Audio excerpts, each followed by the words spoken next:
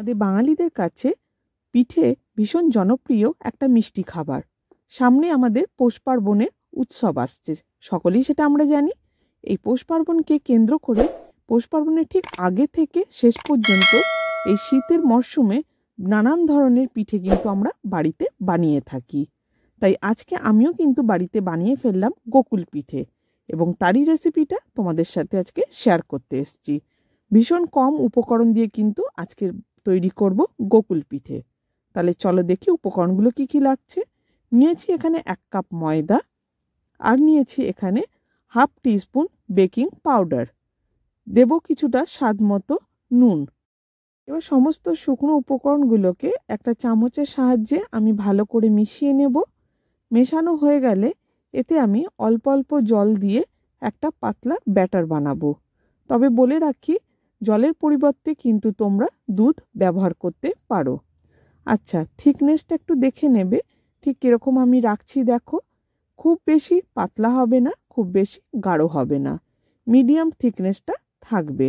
দেখো ঠিক এইরকম হবে কিন্তু থিকনেসটা। তোমাদের দেখিয়ে দিই তুলে, দেখো ড্রপ হয়ে যাচ্ছে ব্যাটারটা। ঠিক এবার আমি ব্যাটারটাকে 10 মিনিটের জন্য রেস্ট হতে দেব। আর এরই মাঝে বানিয়ে ফেলবো আমি পুরটা বানাবার জন্য আমি কড়াইতে সামান্য জল দিয়ে দিয়েছি, আর এতে দিয়ে দিচ্ছি পাটালি গুড়। পাটালি গুড়ে কিন্তু গন্ধটা খুব ভালো হবে বলে আমি গুড়টা কিন্তু পাটালি নিয়েছি, নর্মাল গুড় কিন্তু আমি নিইনি। একটু কিছুক্ষণ বাদেই দেখবে বেশ একটা গাঢ় ভাব এসে গেছে। একটু সামান্য পাক দিয়ে নেব, বেশি পাক দিতে লাগবে না এতে। এবার আমি এতে দিয়ে দেবো নারকেল কোড়া দিয়ে ভালো করে গুড়ের সাথে মিশিয়ে নেব। মোটামুটি একটু চটচটে পাক আসলে পরে ততক্ষণ পর্যন্ত আমি নেড়ে যাব। দেখো একটু মোটামুটি চটচটে ভাব আসবে, ঠিক ওই সময় আমি এর মধ্যে একটু অ্যাড করে দেব মাখা সন্দেশ দিলে কি হবে, এর স্বাদটা কিন্তু আরও বেশি ভালো হবে। অনেকে কিন্তু ক্ষীর দিয়ে করে, সেক্ষেত্রে আমি কিন্তু আলাদা একটা ভিডিও বানাবো ক্ষীর দিয়ে কিভাবে গোকুল পিঠে বানায়। তবে আজকে বানাচ্ছি নারকেল দিয়ে। চলো তাহলে রেসিপিটা কন্টিনিউ করি। এবার আমি মাখা সন্দেশটাকে নারকেলের সাথে খুব ভালোভাবে মিশিয়ে নেব। মেশানো হয়ে গেছে আমার। এবার ওটাকে পাশে আমি ঠান্ডা হতে দিয়ে দিয়েছি। এবার আমি বানিয়ে নেব গোকুল পিঠের রসটা। এই রসটা বানাবার জন্য ফ্রাইং প্যানে সামান্য একটু জল দিয়ে দিয়েছি, আর তাতেই দিয়ে দিচ্ছি ঝোলা নলেন গুড়টা। এটা দেওয়ার কারণ হচ্ছে, মানে জলটা অ্যাড করার কারণ হচ্ছে, যাতে গুড়টা যখন আমি একটুখানি গরম করব সেটা যেন গাঢ় না হয়ে যায়। তাই জলটা একটু অ্যাড করেছি, কারণ এতে কিন্তু রসটা অনেকখানি পাতলা করতে হবে। চলো, গরম হয়ে গেছে আমার এখানের গুড়ের রসটা। এবার আমি এটাকে পাশে রেখে দিচ্ছি। এবার আমি বানিয়ে নেব পিঠেগুলো। এর জন্য যে পুরটা রয়েছে সেটাকে হাতে দেখো এরকম সামান্য একটু চ্যাপটা চ্যাপটা করে আমি ব্যাটারের মধ্যে দিয়ে দিচ্ছি। এদিকে সাদা তেলটা গরম হয়ে গেছে, এর মধ্যে এক এক করে আমি গোকুল পিঠেগুলো ছাড়তে থাকছি। মোটামুটি প্রথম দিকে হাই ফ্লেমেই রাখবো, কিছুক্ষণ পরে এটাকে মিডিয়াম ফ্লেম করে দেব। চলো তাহলে গোকুল পিঠেগুলো প্রত্যেকটা ভেজে নিচ্ছি, তারপরে তোমাদের সাথে ভিডিওটা কন্টিনিউ করছি।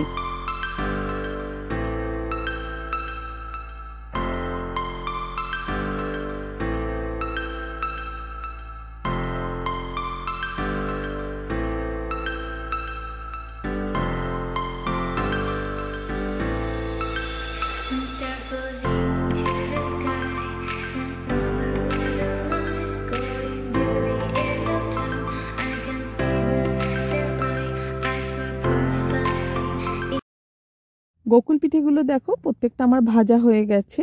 এবার আমি এগুলোকে রসের মধ্যে ডুবিয়ে দেব। আবার আমি একটুখানি দেখছি যে রসটা অনেকখানি ঠান্ডা হয়ে গেছে, তাই একটু গরম করে নিচ্ছি।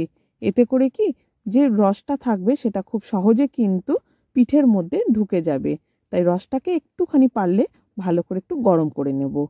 এবার আমি এক এক করে পিঠেগুলোকে ছাড়তে থাকবো এর মধ্যে।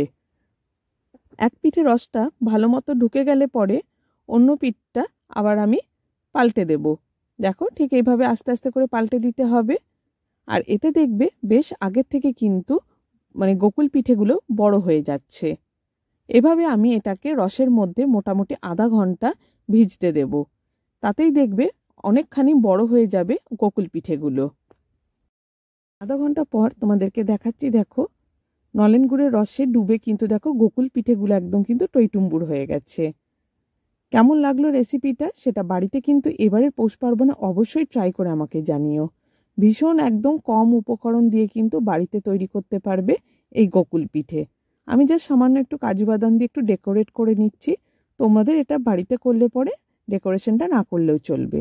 জাস্ট খেতে কিন্তু অপূর্ব হয়, মুখে দিলে দেখবে একদম জাস্ট মিলিয়ে যাবে, এতটাই সফট হবে। চলো তোমাদেরকে একটা ভেঙে দেখাচ্ছি, দেখো কতটা নরম হয়েছে গোকুল পিঠেটা, একদম রসে কিন্তু টইটুম্বুর হয়ে রয়েছে। রেসিপিটা যদি ভালো লেগে থাকে তাহলে বন্ধুদের মধ্যে কিন্তু অবশ্যই শেয়ার করে রেখো। আর আমার চ্যানেলে এখনও যারা নতুন নতুন দেখছো, ভিডিওগুলো পছন্দ করছো, তারা প্লিজ সাবস্ক্রাইব করে নাও, বেল আইকনটাকে ক্লিক করে রাখো, যাতে করে যখনই নতুন কোনো ভিডিও আপলোড করব তার নোটিফিকেশন সরাসরি তোমরা আগে পাবে। তোমরা ভালো থেকো, সুস্থ থেকো। নতুন একটা ব্লগে নতুন একটা রেসিপি নিয়ে খুব শিগগিরই তোমাদের সাথে আবার দেখা হবে। টাটা।